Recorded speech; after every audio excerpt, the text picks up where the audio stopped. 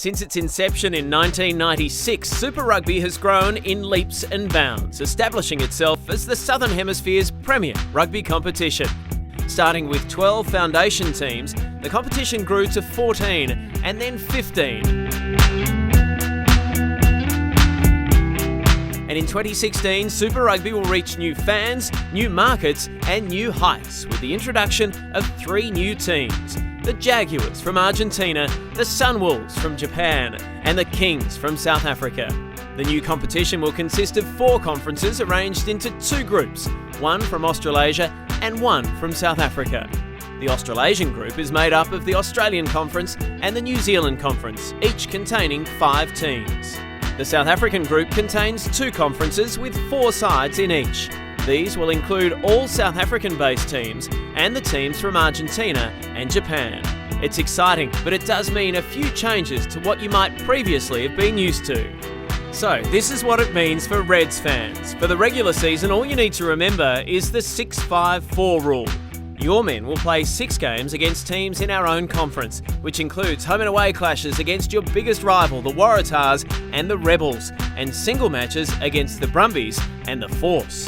There'll be 5 games against the New Zealand Conference, 1 against each Kiwi team, including a home clash against last season's Super Rugby champions, the Highlanders. And the Reds will play 4 games against one of the South African conferences, including visits to Pretoria to take on the Bulls and Cape Town for a clash against the Stormers.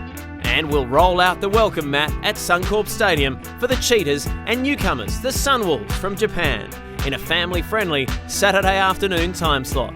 So the Reds take on more Kiwi teams, get their first taste of Japanese Super Rugby and can look forward to meeting the new Argentina franchise in 2017. The Super Rugby goes out to more fans and markets than ever before.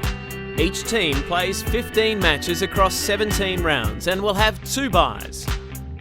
Conference standings and competition points at the end of the regular season will be used to determine seedings, with 8 teams to play off in the Super Rugby Final Series.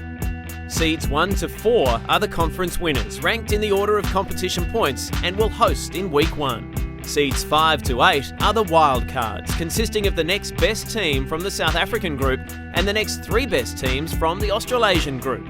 These seedings will ensure that each conference is represented, with the higher ranked team earning the right to play at home. It's sudden death throughout the final series, which makes for an exciting conclusion to the Super Rugby season. So to recap, your team will play 15 games across 17 rounds each season, meeting every other team over a 2-year rotation. With a broader pool of playing talent, bigger thrills and new rivalries throughout new countries, this is the next bold step in the ongoing evolution of the best provincial rugby competition in the world, driving Super Rugby into a rousing new era.